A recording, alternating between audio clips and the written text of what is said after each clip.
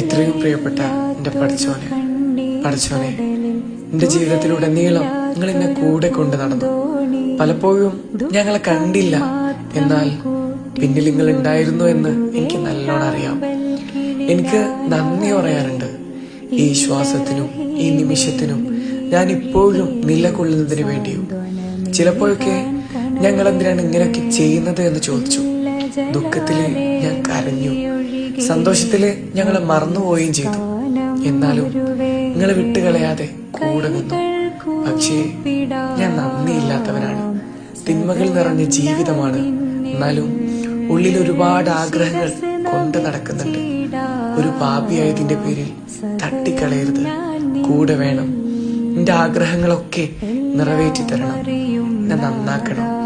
അവസാനം നിങ്ങളടുത്ത് വരുമ്പോ ഞങ്ങളെ ഏറ്റെടുക്കണം എന്ന് ഒരു പാപി